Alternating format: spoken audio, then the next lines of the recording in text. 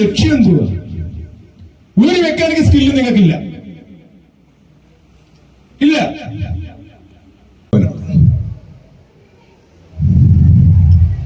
ഒരു കഴിവില്ല, body smart അല്ല.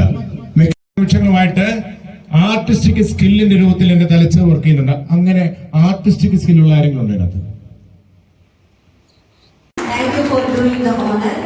പ്രിയപ്പെട്ട കൊച്ചുരഞ്ജൻ സാറിന് മെമന്റോ നൽകി ആദരിക്കുന്നതിനായി പുനലൂർ വിദ്യാഭ്യാസ ജില്ലാ കൺവീനർ ശ്രീ മാത്യു പ്രകാശ് സാറിനെ സ്നേഹാദരപൂർവ്വം ക്ഷണിക്കുന്നു.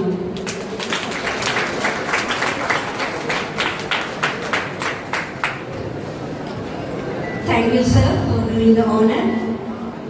ആ പഠിച്ചതിനോടുള്ള ദേഷ്യം കൊണ്ടായിരിക്കോ? അല്ല.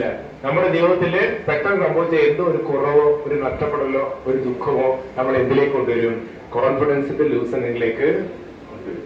പക്ഷേ നിങ്ങൾ കോൺഫിഡൻസോട് കൂടി ചെയ്തിട്ട് പരാജയപ്പെട്ടു പോയൊരു കാര്യം പറഞ്ഞേ. 100% ആന്തരികമുണ്ട്, പലതരത്തിലുള്ള അഭിനിവേശങ്ങളുണ്ട്. നിങ്ങള് ഇതിൽ ഏതെങ്കിലും ഒന്നിൽ നിങ്ങൾ വരും. ഒന്നുകിൽ നിങ്ങളൊരു റിയലിസ്റ്റിക് പേഴ്സണാലിറ്റി ടൈപ്പുള്ളതായി, അല്ലെങ്കിൽ ആർട്ടിസ്റ്റിക് പേഴ്സൺ.